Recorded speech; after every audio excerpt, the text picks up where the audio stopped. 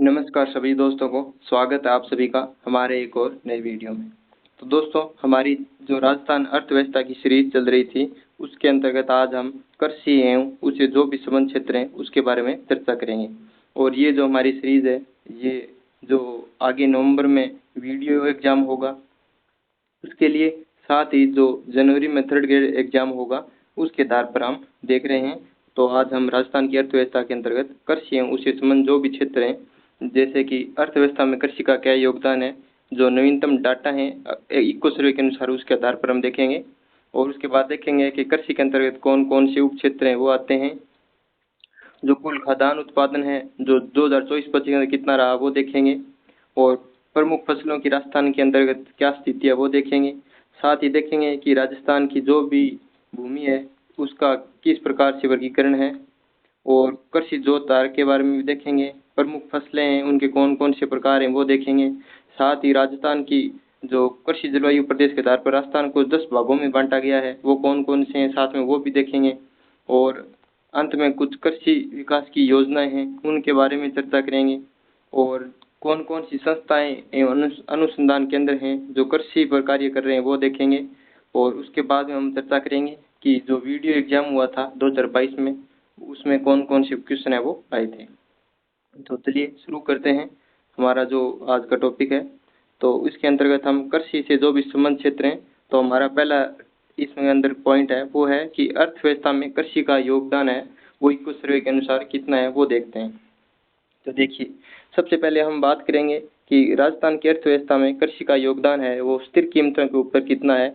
तो स्थिर कीमतों के ऊपर राजस्थान में कृषि का योगदान है वो 26.54% है। और उसके अंतर्गत कितनी वृद्धि है, 5.05% की वृद्धि है। जब आपको यही डाटा प्रचलित कीमतों के ऊपर पूछा जाए तो आप ध्यान में रखेंगे कि राजस्थान की कृषि के अंतर्गत प्रचलित कीमतों के ऊपर जीएसवीए में कृषि का योगदान है वो 26.92 है, था उसमें वृद्धि कितनी है, वृद्धि दर है 11.44। तो ये दो डाटा आप निश्चित रूप से ध्यान में रखेंगे। कौन कौन से, एक तो स्थिर कीमतों के ऊपर राजस्थान में जो जीएसवीए में कृषि का योगदान है वो कितना है, वो है 26.54 था। जब प्रचलित कीमतों की बात आएगी तो प्रचलित कीमतों पर कृषि का जीएसवीए में योगदान है वो 26.92 है। और प्रचलित कीमतों के ऊपर जो वृद्धि दर है वो है 11.44%। साथ ही जो स्थिर कीमतों के ऊपर वृद्धि दर है वो है 5.05% की। और जो राज्य की 62% जनसंख्या है वो कृषि पर निर्धारित है। तो आप ये भी डाटा ध्यान में रखेंगे कि 62% कार्यशील जनसंख्या है वो किस पर आधारित है, वो राजस्थान में कृषि पर आधारित है। तो इस प्रकार से हमने देखा है कि अर्थव्यवस्था में कृषि का योगदान है वो कितना है। तो मैं फिर से दोहरा देता हूँ, जब आपको स्थिर कीमतों पर जीएसपीएम में कृषि का योगदान पूछे तो वो होगा 46.54%। और प्रचलित कीमतों पर ये कितना हो जाता है, 26.92। तो आप देखें कि दोनों जगह 26-26 है, बस पॉइंट में कुछ वृद्धि हुई है, यहाँ पे 26.54 है और जो वृद्धि होकर कितनी हो जाती है 26.92। और वृद्धि दर की बात करें तो स्थिर कीमतों पर 5.05% की वृद्धि है, जबकि प्रचलित कीमतों पर 11.44% की वृद्धि है। ये नवीनतम इको सर्वे के अनुसार जो भी डाटा दिए गए थे वो मैंने लिए। अब इसके बाद में हम चर्चा करेंगे कि कृषि उसे जो भी कृषि के अंतर्गत जो भी उप क्षेत्र हैं वो कौन कौन से हैं। तो कृषि के अंतर्गत कौन कौन से क्षेत्र हैं वो आते हैं। तो पशुधन है वो कृषि के अंतर्गत आता है, फसलें हो गई, वानिकी हो गई, और इसके अलावा मत्स्य पालन है वो भी कृषि के अंतर्गत। तो ये चार क्षेत्र हैं, इनमें कृषि के अंतर्गत चारों का योगदान है वो हम देखेंगे कि किसका सबसे ज़्यादा योगदान है। फिर आरोही क्रम और अवरोही क्रम है वो हम देखेंगे कि किस क्षेत्र का योगदान है वो कृषि के अंतर्गत सबसे अधिक है। तो देखिए, अब देखिए सबसे पहले पशुधन के बारे में चर्चा करते हैं। तो पशुधन के अंतर्गत आप ध्यान में रखेंगे कि पशुधन है इसका सर्वाधिक योगदान है वो कितना है, 46.77% है। और इसके अंतर्गत वृद्धि है वो 5.43% की हुई है। अब पशुधन के अंतर्गत भी सर्वाधिक योगदान है वो किसका है, वो है दूध का। दूध का पशुधन के अंदर कितना योगदान है, वो है 80.17। उसके बाद मांस है और इसके बाद अंडे हैं। तो आप सर्वाधिक योगदान किसका है, पशुधन का है, ये आप ध्यान में रखेंगे। उसके बाद फसलों का है, फिर है वानिकी का, और फिर अंत में मत्स्य का। तो आप कृषि एवं उसे संबंध उप क्षेत्र में योगदान के रूप में आप एक ट्रिक याद रखेंगे। वो ट्रिक होगी, मैं आपको लिख के देता हूँ ट्रिक यहाँ पे। वो ट्रिक है PF GSVM। तो ये अवरोही क्रम की ट्रिक है। जो सर्वाधिक योगदान है वो किसका है? P से पशुधन याद रखेंगे, F से आप फसल याद रखेंगे, V से आप वानिकी याद रखेंगे, M से मत्स्य याद रखेंगे। तो सबसे अधिक योगदान है जो कृषि के अंतर्गत किसका है? वो है पशुधन का। वो कितना है? 46.77% है। आप वृद्धि दर ना भी ध्यान में रखें तो भी चलेगा, लेकिन सर्वाधिक योगदान है वो कृषि के अंदर किसका है? पशुधन का है। कितना है? 46.77%। और उसके बाद पशुधन में भी सर्वाधिक योगदान है वो दूध का है 80.17%। और 2 नंबर पर जो कृषि के अंतर्गत योगदान है वो फसलों का है, और फसलों का योगदान कितना है? 46.17% रहेगा। और तीसरे नंबर पर है वानिकी, जिसका योगदान है वो 6.56% रहेगा। लेकिन इसमें एक डाटा है, ये आपको ध्यान में रखना है कि न्यूनतम जो वृद्धि दर हुई है कृषि के उप क्षेत्रों के अंतर्गत वो हुई है वानिकी के अंदर, और जो सर्वाधिक वृद्धि हुई है वो हुई है मत्स्य के अंदर। जो न्यूनतम योगदान तो है मत्स्य पालन का, जबकि सर्वाधिक योगदान, अब तो आप एक बात यहाँ से ध्यान रखेंगे कि सर्वाधिक योगदान है वो किसका है? हमने देखा था कि पशुधन का, जबकि न्यूनतम योगदान है वो मत्स्य का है। अब इसके बाद एक डाटा और ध्यान में रखेंगे कि जो सर्वाधिक वृद्धि की जब बात आएगी कि सर्वाधिक वृद्धि किसके अंतर्गत हुई है, तो वो हुई है मत्स्य के अंदर सर्वाधिक वृद्धि हुई है, जबकि न्यूनतम वृद्धि दर है वो हुई है वानिकी के अंतर्गत। तो ये 4 चीज हैं। जब आपको पूछे कि कृषि के उप क्षेत्रों के अंतर्गत सर्वाधिक योगदान किसका है, तो वो होगा पशुधन का। जबकि 2 नंबर पर डाटा आता है कि न्यूनतम जो कृषि के उप क्षेत्र हैं उनमें योगदान किसका है, तो वो है मत्स्य का। जब वृद्धि दर की बात आएगी तो सर्वाधिक वृद्धि दर है वो किसकी है? वो है मत्स्य की, जबकि न्यूनतम वृद्धि दर है वो वानिकी की है। तो आप ट्रिक से याद रखेंगे कि कृषि के उप क्षेत्रों में PFVM यानी पशुधन, फिर फसल, फिर वानिकी और मत्स्य, ये चारों क्षेत्र हैं। इनको हमने डिटेल से देख लिया है। अब आगे हम बात करेंगे खाद्यान्न उत्पादन के बारे में। तो खाद्यान्न उत्पादन के बारे में देखिए, जो भी खाद्यान्न है राजस्थान के अंतर्गत 24-25 के अंतर्गत जो कुल खाद्यान्न उत्पादन है वो कितना हुआ था? वो हुआ था 267.67 लाख मीट्रिक टन। जब आपको टोटल खाद्यान्न के बारे में पूछा जाए कि राजस्थान के अंतर्गत 2024-25 के अनुसार कुल खाद्यान्न उत्पादन है वो कितना है, तो वो है 267.67 लाख मीट्रिक टन। और खाद्यान्न के अंदर है वो वृद्धि कितनी हुई है, तो वो वृद्धि हुई है 10.67% की वृद्धि हुई है। अब खाद्यान्न के अंतर्गत 3 भागों में हमने बांटा है। जो पहला है रबी उत्पादन, और फिर है खरीफ उत्पादन। अब देखिए, अब रबी उत्पादन के अंतर्गत कुल कितना जो खाद्यान्न है 267.67 लाख मीट्रिक टन, उनमें से रबी की खाद्यान्न है वो कितनी है? वो है 163.91 लाख मीट्रिक टन, जो खरीफ से क्या है? ज़्यादा है। तो ये डाटा आप ना भी याद रखें तो चलेगा, लेकिन आप ये जरूर ध्यान रखें कि राजस्थान के अंदर कुल खाद्यान्न कितना है? 267.67 लाख मीट्रिक टन, जिनमें से रबी का जो खाद्यान्न है वो ज़्यादा है खरीफ की तुलना में। तो रबी का खाद्यान्न कितना है? लगभग 164 लाख मीट्रिक टन, जबकि खरीफ का है वो है 104 लाख मीट्रिक टन मान सकते हैं। और वृद्धि दर है वो रबी की कितनी है? 8.97%, जबकि खरीफ के अंदर है वो 13.47% की वृद्धि हुई है। अब देखिए कि जो खाद्यान्न है उसमें कुछ ऐसे भी क्षेत्र हैं जिनमें कमी दर्ज हुई है। वो कौन कौन से हैं? एक तो हो गया तिलहन, और दूसरा है कपास। तो आप ध्यान रखेंगे कि कुल तिलहन और कपास में कमी आई है, बाकी किसी क्षेत्र में कमी दर्ज नहीं है, बल्कि 2 ये ऐसे क्षेत्र हैं। कौन कौन से? एक तो तिलहन है और दूसरा है कपास। इन 2 क्षेत्रों में जो कमी है वो दर्ज हुई है। बाकी सभी क्षेत्रों में, सभी जो भी रबी और खरीफ के खाद्यान्न है उन सभी में वृद्धि हुई है, जबकि ये 2 ऐसे क्षेत्र हैं, एक हो गया तिलहन और एक हो गया कपास। इन 2 में क्या हुई है? कमी दर्ज की गई है। तो आप ये ध्यान रखेंगे कि राजस्थान के अंदर कुल खाद्यान्न है वो कितना है? 267.67 लाख मीट्रिक टन, जिनमें कितनी वृद्धि हुई है? 10.67% की वृद्धि हुई है। और रबी का खाद्यान्न ज़्यादा है, कितना है? वो है 164 लाख मीट्रिक टन, जबकि खरीफ का है वो कितना है? 104 लाख मीट्रिक टन। और 2 ऐसे क्षेत्र हैं तिलहन और कपास जिनमें क्या हुई है? कमी दर्ज है वो हुई है। अब आगे चलिए, आगे हम देखते हैं कि प्रमुख फसलों में राजस्थान की देश के अंतर्गत को क्या स्थिति रही है वो देखते हैं। तो प्रमुख फसलों में राजस्थान की स्थिति है वो कितनी है? तो देखिए, प्रथम स्थान पर राजस्थान है वो किन किन फसलों में है? तो 5 ऐसी फसलें हैं जिनमें राजस्थान है वो टॉप पर है। तो वो कौन कौन सी हैं? आप ध्यान में रखेंगे, BSGPT, ये एक ट्रिक है जो मैंने बनाई है, BSGPT। तो आप ध्यान रखेंगे कि B से यहाँ पे क्या बनेगा? बाजरा, फिर S से बनेगा सरसों, फिर G से बनेगा ग्वार, P से बनेगा पोषक अनाज और T से बनेगा कुल तिलहन। तो आप ध्यान रखेंगे कि ये 5 फसलें ऐसी हैं जिनमें राजस्थान क्या है पूरे देश में 1 नंबर पर है। कौन कौन सी फसलें हैं? BSGBT यानी बाजरा हो गया, सरसों हो गई, फिर ग्वार हो गया, फिर पोषक अनाज हो गया और तिलहन हो गया। अब देखिए, जो हाल ही में सेकंड ग्रेड की एग्जाम हुई थी उसमें पूछा गया था कि राजस्थान के अंतर्गत बाजरा का देश में कितना प्रतिशत योगदान है, तो वो है 44.66%, जबकि सर्वाधिक योगदान है वो देश के अंतर्गत ग्वार का है। अकेला राजस्थान है वो देश का 90.36% ग्वार है वो उत्पादन करता है। और ये पांचों ही जो फसलें हैं इनमें राजस्थान टॉप पर है। तो आप ध्यान रखेंगे कि सरसों के अंतर कितना है, 46.13% योगदान है भारत के अंतर्गत, जबकि बाजरे में 44.66% योगदान है और ग्वार है वो 90.36% है। देश का उत्पादन राजस्थान के अंतर्गत होता है। कुल तिलहन 22.78% योगदान है और इसके अलावा पोषक अनाज। तो ये 5 ऐसे अनाज हैं, कौन कौन से? बाजरा, सरसों, फिर ग्वार, फिर पोषक अनाज और तिलहन। इनमें राजस्थान क्या है पूरे देश भर में टॉप पर है। इसके बाद आप ध्यान में रखेंगे कि एकमात्र जो फसल है जिसमें राजस्थान द्वितीय स्थान पर है वो है मूंगफली। तो मूंगफली में द्वितीय स्थान पर है, 5 में फर्स्ट पर है, बाकी सभी में तृतीय स्थान पर कौन कौन से हैं वो देख लेते हैं।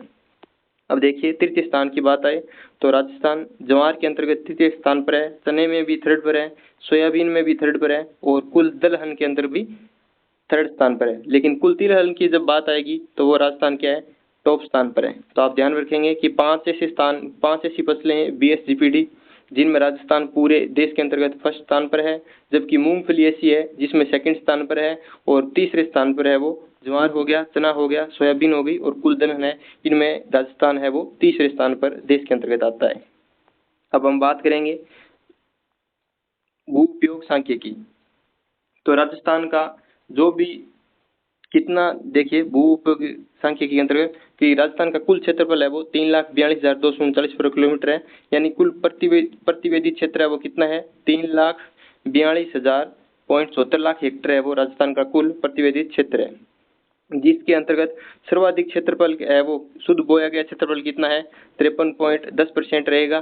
सर्वाधिक क्षेत्र कितना है, शुद्ध बोया गया 53.10%। बंजर भूमि है वो राजस्थान के अंतर्गत 10.26% है और वानिकी है वो 8.13% है। जबकि न्यूनतम क्षेत्रफल है वो किसका है, वो है वृक्षों के झुंड एवं बाग का, वो कितना है 0.11%। तो इसके अंतर्गत आप ध्यान रखेंगे कि भू उपयोग सांख्यिकी 2023-24 के अनुसार सर्वाधिक जो क्षेत्रफल है राजस्थान का वो किसके अंतर्गत है, शुद्ध बोया गया क्षेत्रफल कितना है 53.10% है। जबकि न्यूनतम क्षेत्रफल की बात आएगी तो वो होगा वृक्षों के झुंड एवं बाग का, लेकिन कितना होगा वो 0.11%। ये 2 डाटा है वो आप निश्चित रूप से ध्यान में रखेंगे। ये 4 डाटा देकर आपको अवरोही या आरोही क्रम में पूछ सकता है। तो सर्वाधिक क्षेत्रफल है वो शुद्ध बोया गया क्षेत्रफल का है। दूसरे स्थान पर आप बंजर भूमि का ध्यान रखेंगे 10.26% है। ये दूसरे स्थान पर नहीं है, लेकिन मैंने यहाँ पे 3 जो डाटा लिए हैं उसमें आप देखिए, और वानिकी है वो 8.13 और न्यूनतम क्षेत्रफल है वो किसका है, वृक्षों के झुंड एवं बाग का 0.11%। इस प्रकार से जो भी भू उपयोग सांख्यिकी थी, किस प्रकार से जो वर्गीकरण है वो हमने देख लिया है। अब हम बात करेंगे कृषि जोत धारक, जो कृषि जनगणना है 2015-16 के अंतर्गत, उसकी बात हम करेंगे। तो देखिए, यहाँ पे पहला है सीमांत जोत, यानी सीमांत जोत क्या होते हैं, वे किसान जिनके पास 1 हेक्टेयर से कम भूमि होती है वे सीमांत जोत के अंतर्गत आते हैं। तो फिलहाल राजस्थान के अंतर्गत सर्वाधिक जोत हैं वो सीमांत जोत ही हैं, वो कितने हैं 40.12% हैं और इन्हीं जोतों में लगातार क्या हो रही है, वृद्धि हो रही है। सीमांत जोत में ही सर्वाधिक वृद्धि हुई है। जब सर्वाधिक वृद्धि की बात आएगी तो वो कौन से जोत होंगे, सीमांत जोत ही होंगे। फिर लघु जोत, जिन किसानों के पास 1 से 2 हेक्टेयर के बीच भूमि होती है वे लघु जोत के अंतर्गत आते हैं। उनकी जो राजस्थान में संख्या वो कितनी है, वो है 21.90%। फिर अर्ध मध्यम जोत हैं जिनके पास भूमि 2 से 4 हेक्टेयर है, उनका नंबर आता है। फिर मध्यम जोत जिनके पास 4 से 10 हेक्टेयर भूमि होती है वो कितने हैं 14.79%। फिर है वर्ध जोत, तो ये डाटा आपको ध्यान में रखना है कि वर्ध जोत है वो राजस्थान के अंदर जिन किसानों के पास 10 हेक्टेयर से अधिक भूमि होती है वो वर्ध जोत के अंतर्गत आते हैं और इनका कुल प्रतिशत कितना है 4.69% है और इनमें लगातार क्या हो रही है, कमी होती जा रही है। तो आपको ये 2 डाटा निश्चित रूप से ध्यान रखने हैं कि सीमांत जोत हैं वो सर्वाधिक हैं, जबकि वर्ध जोत हैं वो सबसे कम है। जबकि सीमांत जोत में लगातार क्या हो रही है, वृद्धि हो रही है, जबकि वर्ध जोत हैं वो उनमें लगातार कमी हो रही है। आप इस प्रकार से समझ सकते हैं कि अगर एक किसान के पास मान लीजिए 50 बीघा भूमि है और उसके 4 बेटे हैं, तो चारों में जो पांति होगी तो वो कितनी कितनी होगी, मान लीजिए 12.5 होगी। तो पहले ये जो वृहद जोत के अंतर्गत आता था, अब वो किस जोत के अंतर्गत आ जाएगा, वो मध्यम जोत के अंतर्गत आ जाएगा। इस प्रकार से फिर आगे बंटवारा होगा तो फिर आगे और छोटे होते जाएंगे। तो इस प्रकार से क्या है, सीमांत जोतों में लगातार वृद्धि हो रही है, जबकि जो वृहद जोत है उनमें कमी होती जा रही है। अब हम बात करेंगे महिला जोत की। तो महिला जोत में देखिए क्या है, महिला जोत की संख्याओं में लगातार है वो वृद्धि हो रही है, और महिला जोतों की संख्या में कितनी वृद्धि हुई है, वो हुई है 41.94% की, और उनके क्षेत्रफल में भी वृद्धि हुई है। आप ये डाटा जरूर ध्यान में रखेंगे कि महिला जोत में कितनी वृद्धि हुई है, वो हुई है 41.94% की, क्योंकि आजकल गवर्नमेंट की जो बहुत सी योजनाएं हैं वो महिलाओं के नाम पर ज़्यादा होने के कारण महिलाओं को ज़्यादा लाभ दिया जाता है। इसीलिए जो किसान भाई हैं वो अपनी ज़मीन है वो महिलाओं के नाम पर करवाते हैं, ताकि अधिक से अधिक गवर्नमेंट जो भी स्कीम निकालती है उनका लाभ लिया जा सके। अब देखिए कि महिलाओं का औसत जो जोतों का आकार है वो कितना है, वो 2.13 हेक्टेयर है, जबकि राज्य में भूमि जोतों का जो औसत आकार है वो कितना है, वो है 2.73 हेक्टेयर। अगर राज्य में सभी जोतों का जो औसत आकार निकाला जाए तो वो होगा 2.73 हेक्टेयर, जबकि महिलाओं का औसत जोत की बात की जाए तो वो है 2.13 हेक्टेयर। ये राजस्थान, एक बार आपको मैं थोड़ी डाटा बता ही देता हूँ। देखिए जो राजस्थान के अंतर्गत 2011, एक मिनट रुकिए, देखिए राजस्थान के अंतर्गत 2011-12 के अंतर्गत जो भी कृषि गणना हुई थी उसके अंतर्गत क्या है कि कुल जो जोत थे वो कितने थे, वो थे 68.88 लाख। फिर 2015-16 के अंतर्गत जो कृषि गणना हुई थी उसमें जोतों की संख्या बढ़कर है वो कितनी हो गई थी, वो हो गई थी 76.55 लाख। तो ये 2011 के अंतर्गत जो भी कृषि गणना हुई थी उसके अंतर्गत प्रचलित भूमि जोत है वो कितने थे, वो थे 68.88 लाख। और जो 2015 के अंतर्गत कृषि गणना हुई थी उसमें जो कृषि जोत हैं उनकी संख्या बढ़कर 76.55 लाख हो गई थी, और इसमें कुल वृद्धि है वो कितनी हुई थी, वो हुई थी 11.14% की वृद्धि हुई थी, 11.14% की इसके अंतर्गत वृद्धि हुई थी। इसी प्रकार से जो 2011 वाली कृषि जनगणना है इसके अंतर्गत आपको पूछे कि महिलाओं की प्रचलित जोत है वो कितनी संख्या थी, तो वो थी 7.75 लाख, वो थी 7.75 लाख। लेकिन जो 2015 के अंतर्गत हुई थी इसमें, एक मिनट रुकिए, ये जो 7.75 लाख है ये 2015 के अंतर्गत है कृषि जोत के अंतर्गत, जबकि 2011 के अंतर्गत इनकी संख्या है वो कितनी थी, वो थी 5.46 लाख, वो थी, मैं यहाँ पे लिख देता हूँ, 5.46 लाख थी, जो बढ़कर कितनी हो गई, वो होगी 7.75 लाख। यही जो मैंने डाटा लिया था यही डाटा है जो 91.94% की वृद्धि दर्शाता है। यानी 2011 के अंतर्गत राजस्थान की कुल कृषि जोतों की जो संख्या थी वो थी 68.88 लाख, जो 2015 की कृषि गणना के अंतर्गत कितनी हो गई, वो हो गई 76.55 लाख। अब जो 2011 की जनगणना थी उसमें महिला प्रचलित जोत भूमि की संख्या है वो कितनी थी, वो थी 5.46 लाख, और 2015 के अंतर्गत ये डाटा बढ़कर कितना हो गया 7.75 लाख, और इसमें कितनी वृद्धि हुई, ये वृद्धि हुई थी 41.94 लाख की। अब देखिए यहाँ पे जो मैंने कहा था कि महिला जोतों की संख्या में कितनी वृद्धि हुई है, ये हुई है 41.94% की वृद्धि हुई है। साथ ही महिलाओं की उस जोत का आकार है वो कितना है, वो 2.13 हेक्टेयर है, जबकि राजस्थान के अंतर्गत राज्य में भूमि जोतों का जो औसत आकार है वो कितना है, 2.73 हेक्टेयर है, जबकि महिलाओं का औसत हेक्टेयर है वो कितना है, वो है 2.13 हेक्टेयर। अब अगला देखिए, अब हम फसलों के प्रकार के बारे में बात करेंगे कि कौन कौन सी फसलें हैं। अब देखिए फसलों के प्रकार के अंतर्गत पहला है मौसम के आधार पर, तो खरीफ की फसल इसको हम सावनी या स्यालू भी बोलते हैं, और जो रबी की फसल होती है हम उसको उनानू बोलते हैं। यानी खरीफ की फसल जो कब बोई जाती है, वो इसकी बुआई है वो जून जुलाई के अंतर्गत होती है, जून जुलाई के अंतर्गत बुआई होती है, और कटाई है वो अभी चल रही है, सितंबर अक्टूबर के अंतर्गत इसकी कटाई होती है, किसकी, खरीफ की फसल की। और इसकी मुख्य फसलें कौन कौन सी हैं, बाजरा हो गया, मक्का हो गया, ज्वार हो गया, मूंगफली हो गई, कपास हो गई, ये फसलें हैं जिनकी अभी कटाई चल रही है, और ये खरीफ की फसलें हैं और इनको सावनी या स्यालू बोलते हैं। और जबकि रबी की फसलें इनको उनालू बोलते हैं। और जब ये खरीफ की फसलें इन कटाई हो जाएगी उनके बाद इनकी बुआई है वो शुरू होगी अक्टूबर और नवंबर के अंतर्गत। और इनकी कटाई कब होगी? मार्च अप्रैल के अंतर्गत इनकी कटाई होगी। और रबी की प्रमुख फसलें कौन कौन सी हैं? जैसे गेहूँ होगी, जौ हो गया, सरसों हो गई, चना हो गया, मसूर हो गया, इसके अलावा मटर हो गया, ये सभी रबी की फसल के अंतर्गत आते हैं। और अब जायद की फसलें देखिए, जायद की फसलें जब अक्टूबर मार्च अप्रैल से लेकर जून जुलाई के बीच में जो समय होता है उसमें ये जायद की फसलें बोई जाती हैं। इनके अंतर्गत ककड़ी हो गई, तरबूज हो गया, तुरई हो गई, खरबूजा हो गया, ये किसके अंतर्गत आते हैं? ये जायद की फसलों के अंतर्गत आते हैं। अब देखिए कुछ कृषि के प्रकार हैं वो भी हम देख लेते हैं। अब देखिए कृषि के कौन कौन से प्रकार हैं। तो देखिए पहला प्रकार है मिश्रित कृषि। जब किसान भाई कृषि के साथ पशुपालन भी करते हैं तो उसे मिश्रित कृषि बोलते हैं। बरानी कृषि वो होती है जो वर्षा पर आधारित होती है, यानी उसमें सिंचाई का कोई भी प्रावधान नहीं होती है, सिर्फ वो मानसून पर आधारित होती है, उसे बरानी कृषि बोलते हैं।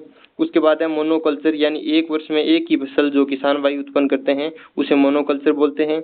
और इसके बाद है अगली कृषि का प्रकार है रिले कल्चर, यानी एक वर्ष में 4 फसलें जो किसान भाई उत्पादन करते हैं उसे कौन सी कृषि बोलते हैं? Relay culture. जबकि कुछ आदिवासी क्षेत्रों के अंतर्गत डूंगरपुर बांसवाड़ा हो गया, दक्षिणी क्षेत्र है, उसके अंतर्गत ग्रासियों द्वारा जो कृषि की जाती है स्थानांतरित कृषि, उसको वादरा बोलते हैं। जब पहाड़ों पर ऊंचे क्षेत्रों पर जो कृषि की जाती है पहाड़ों पर उसे चिमाता, जबकि मैदानी क्षेत्र पर जो ये कृषि करते हैं स्थानांतरित कृषि उसे बोलते हैं दजिया। ये दक्षिणी राजस्थान में की जाती है। तो ये कृषि के जो भी प्रकार थे हमने देख लिए। अब हम बात करेंगे जो कृषि से जो भी क्रांतियां हुई हैं उनके बारे में बात करेंगे कि कौन कौन सी क्रांतियां हैं वो हुई हैं। तो देखिए हरित क्रांति है वो गेहूं एवं चावल के लिए भी थी। पीली क्रांति तिलहन से संबंधित है। श्वेत क्रांति दूध से संबंधित है। जबकि लाल क्रांति है वो टमाटर एवं मांस से संबंधित है। सुनहरी क्रांति है वो बागवानी एवं फलों से संबंधित है। और बादामी क्रांति है वो मसाला उत्पादन से संबंधित है। और अगली क्रांति है गोल क्रांति जो आलू से संबंधित है। इसके अलावा आप ध्यान में रखेंगे इंद्रधनुष क्रांति, एक इंद्रधनुष क्रांति भी थी, वो किससे संबंधित थी? कृषि क्षेत्र में संचालित सभी क्रांतियों पर कंट्रोल के हेतु कौन सी क्रांति थी? वो थी इंद्रधनुष क्रांति। यानी इन सभी क्रांतियों के ऊपर जो भी क्रांति थी जो क्रांति कंट्रोल कर रही थी उसका नाम था इंद्रधनुष क्रांति। तो ये जो भी क्रांतियां थी कृषि से संबंधित वो हमने देख ली। अब हम बात करेंगे कृषि जलवायु प्रदेश के बारे में। तो देखिए ICAR ने राजस्थान को कृषि जलवायु प्रदेशों में के आधार पर 10 भागों में बांटा है। कितने भागों में बांटा है? कृषि जलवायु राजस्थान में कुल कितने हैं? 10 हैं, जिनमें से प्रमुख विशिष्ट क्षेत्र देखिए सेकंड B हो गया, ये बाढ़ संभावित है, यहाँ पे मूंगफली है वो इसका उत्पादन ज्यादा होता है। जो कृषि जलवायु क्षेत्र हैं उनको ICAR ने 10 भागों में बांटा है। उन्होंने बताया है कि आपका जिला कौन से कृषि जलवायु क्षेत्र में आता है, उस आधार पर वहाँ पे कौन सी फसल है वो आपको बोनी चाहिए। तो थर्ड B बाढ़ संभावित है, उन्होंने कहा है कि ICAR ने कि यहाँ पे आप मूंगफली बोइए। फिर फोर्थ B आर्द्र दक्षिणी है, यहाँ पे चावल और उड़द ज्यादा होंगी, ये बाइए।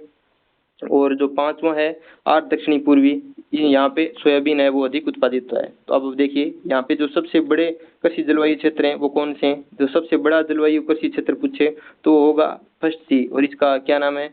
उच्च शुष्क एवं आंशिक सिंचित मैदान। उसके बाद 2 नंबर पर जो सबसे बड़ा है वो है फर्स्ट A शुष्क पश्चिमी मैदान। तो सबसे बड़ा है वो फर्स्ट C है, जबकि दूसरे स्थान पर फर्स्ट A आएगा। और सबसे छोटे की बात की जाए तो वो है फोर्थ B, इसको क्या बोलते हैं? आर्द्र दक्षिणी मैदान।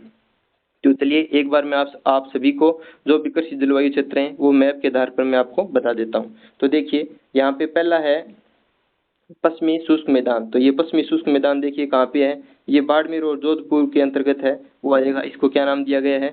इसको नाम दिया गया है पश्चिमी शुष्क मैदान। फिर दूसरे नंबर पर है उत्तरी पश्चिमी सिंचित मैदान, जो गंगानगर एवं हनुमानगढ़ वाला क्षेत्र है। इसको हम किस नाम से जानते हैं? फर्स्ट B के नाम से, उत्तर पश्चिमी सिंचित मैदान। फिर इसके बाद जो सबसे बड़ा कृषि जलवायु क्षेत्र है वो है फर्स्ट C, वो देखिए जैसलमेर हो गया, बीकानेर हो गया, चूरू हो गया, और ये जो है ये फर्स्ट C के अंतर्गत आता है। और इसको किस नाम से जानते हैं? पश्चिमी अति शुष्क मैदान, या इसको बोलते हैं अति शुष्क आंशिक सिंचित मैदान, क्योंकि यहाँ पे जो इंदिरा गांधी नहर है इसके कारण कुछ क्षेत्र है वो सिंचित भी है, इस कारण इसको आंशिक सिंचित क्षेत्र भी बोलते हैं। फिर अगला देखिए सेकंड A को किस नाम से जानते हैं? सेकंड A को अंतः प्रवाही मैदान के नाम से जानते हैं। और ये जो नागौर, सीकर, झुंझुनू और कुछ हिस्सा है वो चूरू का भी आता है। इसको हम सेकंड ए के नाम से जानते हैं, अंतःप्रवाही मैदान। फिर इसके बाद आप देखिए सेकंड बी देखिए, सेकंड बी को आप किस नाम से जानते हैं? सेकंड बी को हम है वो लूनी बेसिन मैदान के नाम से जानते हैं, और ये जालोर, पाली और कुछ जोधपुर का हिस्सा है वो इसके अंतर्गत आता है, और ये किस नाम से जाना जाता है? लूनी बेसिन मैदान के नाम से जाना जाता है। अब अगले की हम बात करेंगे थर्ड ए। तो देखिए थर्ड ए है वो कौन सा है? थर्ड ए है वो है अर्ध शुष्क पूर्वी मैदान। तो देखिए इसके अंतर्गत कौन से जिले आते हैं?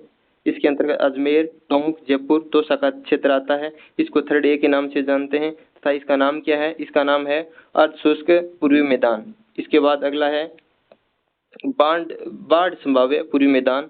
इसको थर्ड बी के नाम से जानते हैं, और इसके अंतर्गत कौन कौन से जिले आते हैं? वो है अलवर, भरतपुर, धौलपुर, करौली, सवाई माधोपुर। तो ये जो पूर्वी जिले हैं ये बाढ़ संभावित पूर्वी मैदान के अंतर्गत आते हैं। जो कौन कौन से जिले हैं? अलवर, भरतपुर, धौलपुर, करौली, सवाई माधोपुर। इसके बाद हम बात करेंगे फोर्थ ए के बारे में। तो देखिए फोर्थ ए के अंतर्गत कौन कौन से जिले वो आते हैं? फोर्थ ए का नाम है उप अर्ध दक्षिणी मैदान। तो फोर्थ अर्ध के अंतर्गत कौन कौन से जिले हैं? भीलवाड़ा हो गया, राजसमंद हो गया, सिरोही हो गया, कुछ उदयपुर हो गया, चित्तौड़ का हिस्सा है वो इसके अंतर्गत आता है। इसको किस नाम से जानते हैं? इसको बोलते हैं उप अर्ध दक्षिणी मैदान। इसके बाद में देखिए फोर्थ बी, ये अर्ध दक्षिणी मैदान है। इसके अंतर्गत डूंगरपुर, बांसवाड़ा, प्रतापगढ़ तथा उदयपुर का कुछ हिस्सा है वो आता है। फिर लास्ट है पांचवा, वो कौन सा है? वो है अर्ध दक्षिणी पूर्वी मैदान। अर्ध दक्षिणी पूर्वी मैदान के अंतर्गत बूंदी हो गया, कोटा हो गया, झालावाड़ हो गया, बारा हो गया, यानी अड़ोती क्षेत्र है वो पूरा का पूरा किसके अंतर्गत आता है? वो आता है अर्ध दक्षिणी पूर्वी मैदान के अंतर्गत। तो यहाँ से एग्जाम में क्वेश्चन बनता है, पिछली बार भी वीडियो एग्जाम में यहाँ से क्वेश्चन आया था। तो आप इन सभी को ध्यान में रखेंगे कि ICAR के अनुसार राजस्थान को 10 कृषि जलवायु प्रदेशों में बांटा गया है। तो फर्स्ट भाग को कितने भागों में? 3 भागों में बांटा गया है, फर्स्ट ए, फर्स्ट बी और फर्स्ट सी। उसके बाद सेकंड भाग है उसको 2 भागों में बांटा गया है। फिर थर्ड को भी 2 भागों में बांटा गया है, फोर्थ को भी 2 भागों में बांटा गया है, और पांचवा है उसको 1 भाग में बांटा गया है। इस प्रकार से हमने सभी 10 कृषि जलवायु जो भी खंड थे उसको देख लिया है, कौन कौन से जिले आते हैं। अब अगला हमारा टॉपिक है इसके अंतर्गत कृषि विकास की योजनाएं। तो देखते हैं कि कौन कौन सी योजनाएं हैं जो सरकार ने कृषि के क्षेत्र में चलाई है। तो देखिए पहली योजना है हमारी मुख्यमंत्री बीज स्वावलंबन योजना, जो 2017-18 के अंतर्गत चलाई गई थी, और शुरुआत जो इसकी की थी वो 3 कृषि खंडों में की थी, कोटा, उदयपुर और भीलवाड़ा, यानी 3 जिलों में मुख्यमंत्री बीज स्वावलंबन योजना की जो शुरुआत की गई थी। और वर्तमान में ये कृषि जलवायु खंड हैं जो 10 सभी खंडों में 2018-19 से लागू कर दिया गया है। और इसका लक्ष्य है कि 9 फसलों का बीज उत्पादन है वो स्वयं करना, यानी कुछ क्षेत्र में किसान भाई स्वयं बीज हैं वो अच्छे से रख रखाव कर स्वयं है वो बीज उत्पादन करें। फिर अगली है प्रधानमंत्री फसल बीमा योजना, जो 2016 के अंतर्गत चालू हुई थी।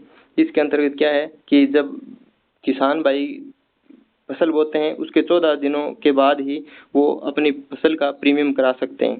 तो वो खरीफ की फसल है तो उसका प्रीमियम है 2% होगा, जबकि रबी है उसके लिए 1.5% होगा, और वाणिज्यिक जो फसल है उसके लिए प्रीमियम है वो 5% होगा।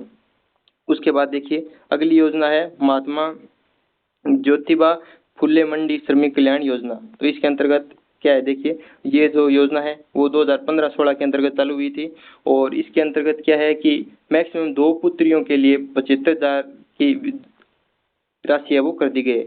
यानी जो भी किसान हैं महात्मा ज्योतिबा फुले मंडी के अंदर काम करते हैं, अगर वो 2 लड़कियों का विवाह करते हैं तो उनको कितनी सहायता दी जाएगी? वो है 75,000 की। और ये जो राशि है वो 2025-26 के बजट के अंतर्गत ही इसको कितना किया गया है? 75,000। इसके अलावा देखिए अगर कोई महिला किसान है वहाँ पे, अगर वो प्रसूति अवकाश लेगी तो 45 दिन की उसे मजदूरी है वो दी जाएगी। जबकि कोई किसान भाई है तो वो पितृत्व अवकाश लेता है तो उसे 15 दिनों की जो मजदूरी है वो दी जाएगी। तो यहाँ पे प्रसूति अवकाश 45 दिनों तक तथा पितृत्व अवकाश है 15 दिनों तक अगर वो लेते हैं तो उन्हें मजदूरी है वो काटी नहीं जाएगी, यानी दी जाएगी। इसके बाद अगली योजना है किसान कलेवा योजना, 2014 के अंतर्गत चालू की थी। इसके अंतर्गत क्या है कि 5 रुपए में थाली है वो सभी किसान भाइयों को दी जाएगी। यानी जो किसान भाई हमारे मंडी में अपना अनाज बेचने जाते हैं, कभी कभार लेट हो जाते हैं, तो उन्हें सुबह के लिए जो किसान कलेवा योजना है तो उन्हें 5 रुपये थाली भोजन मिलेगा। ये किसान कलेवा योजना 2014 के अंतर्गत चालू की थी। अगली है पीएम कुसुम योजना जो 2019 के अंतर्गत चालू हुई थी। इसके अंतर्गत क्या है कि 60% सरकारी अनुदान है, 30% केंद्र से मिलता है और 30 राज्य से मिलता है। और किसान का स्वयं का हिस्सा कितना है, वो है 40%, जिसमें स्वयं 10% योगदान देगा और बैंक से वो 30% ऋण ले सकता है। इस प्रकार पीएम कुसुम योजना है वो 2019 के अंतर्गत चालू हुई थी और इसके तहत राजस्थान के अंतर्गत देश का पहला है वो जयपुर के बालोजी ग्राम में सौर प्लांट है वो स्थापित किया गया था, सौर संयंत्र है वो लगाया गया था पीएम कुसुम योजना 2019 के अंतर्गत। अब अगला देखिए, अगला हमारा है कि कृषि के अंतर्गत कौन कौन से अनुसंधान एवं संस्थान हैं जो कार्य कर रहे हैं। तो देखिए, पहला अनुसंधान केंद्र है हमारा काजरी। काजरी कहाँ पे है, काजरी है वो जोधपुर के अंतर्गत है और इसकी स्थापना कब हुई थी, 1959 के अंतर्गत हुई थी। तो काजरी वो आईसीआर ने इसकी स्थापना की थी। इसमें किसी भी बाहरी देश का योगदान नहीं है, तो ये यहाँ पे मैंने कट कर दिया है। काजरी की स्थापना है वो 1959 जोधपुर के अंतर्गत हुई थी और काजरी की फुल फॉर्म आप ध्यान में रखेंगे, केंद्रीय शुष्क क्षेत्र अनुसंधान संस्थान है। इसका काजरी का फुल नेम क्या है, केंद्रीय शुष्क क्षेत्र अनुसंधान संस्थान, और इसकी स्थापना जोधपुर के अंतर्गत 1959 को हुई थी और इसमें किसी भी विदेशी देश का सहयोग नहीं है। यह भारतीय कृषि अनुसंधान परिषद यानी जो आईसीएआर है उसका योगदान है। किसका है, आईसीएआर का योगदान है। आईसीएआर यानी भारतीय कृषि अनुसंधान परिषद, इसके अंतर्गत ये काजरी कायम करती है। दूसरी है आफरी। तो आफरी की स्थापना कब हुई थी, 1988 के अंतर्गत जोधपुर में हुई थी और आफरी की फुल फॉर्म ये भी आप ध्यान में रखेंगे, इसकी फुल फॉर्म है शुष्क वन अनुसंधान संस्थान। आफरी यानी शुष्क वन अनुसंधान संस्थान, इसकी फुल फॉर्म रहेगी। अगली संस्थान कौन सी है, DRMR सरसों। ये कहाँ पे है, ये सेवर भरतपुर के अंतर्गत है। तो आप ध्यान में रखेंगे कि रेपसीड सरसों अनुसंधान निदेशालय कहाँ पे है, ये सेवर भरतपुर के अंतर्गत है और इसकी स्थापना है वो 20 अक्टूबर 1993 को हुई थी। तो आप 20 अक्टूबर भी ध्यान में रखेंगे कि 20 अक्टूबर 1993 को सरसों सेवर अनुसंधान केंद्र कहाँ पे है, सेवर भरतपुर के अंतर्गत है। फिर अगली है राष्ट्रीय बीज मसाला केंद्र तबीजी अजमेर के अंतर्गत है, जिसकी स्थापना 2000 के अंतर्गत हुई थी। तो राष्ट्रीय बीज मसाला केंद्र कहाँ पे है, ये है तबीजी अजमेर के अंतर्गत। फिर अगला देखिए, केंद्रीय कृषि फार्म सूरतगढ़ के अंतर्गत है और जिसकी स्थापना 1956 में रूस की सहायता से हुई थी और ये एशिया का सबसे बड़ा कृषि फार्म है वो है। कौन सा, केंद्रीय कृषि फार्म सूरतगढ़, 1956 में रूस की सहायता से इसकी स्थापना हुई थी। फिर आप ध्यान रखेंगे कि जैतून तेल रिफाइनरी वो कहाँ पे है, वो है लूणकरसर बीकानेर के अंतर्गत।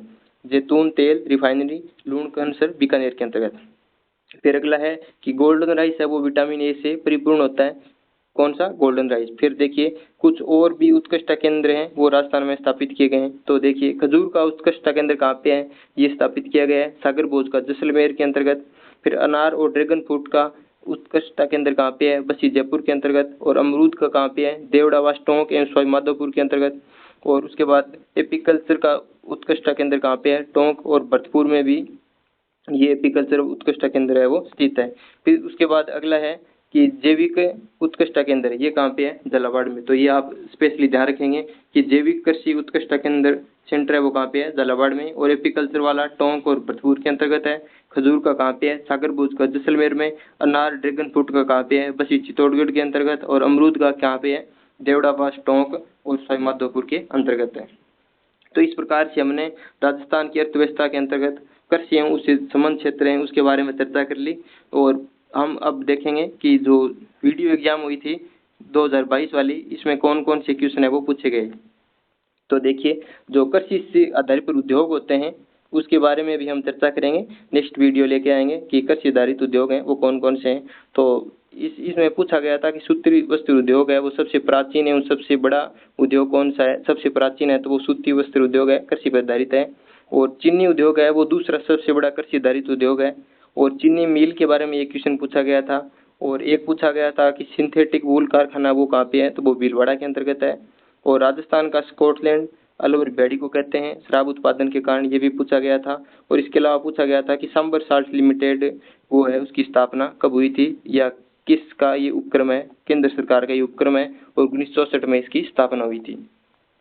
तो इस प्रकार से हमारी जो राजस्थान अर्थव्यवस्था की सीरीज चल रही है वीडियो और थर्ड ग्रेड के लिए, तो उसमें हमने आज राजस्थान की अर्थव्यवस्था के अंदर कृषि एवं उससे संबंधित क्षेत्र उनके बारे में चर्चा की है और ये सीरीज हमारी लगातार चलती रहेगी। आप अपना सपोर्ट करते रहें। वीडियो कैसा लगा हमें कमेंट करके जरूर बताएं। धन्यवाद आप सभी दोस्तों का।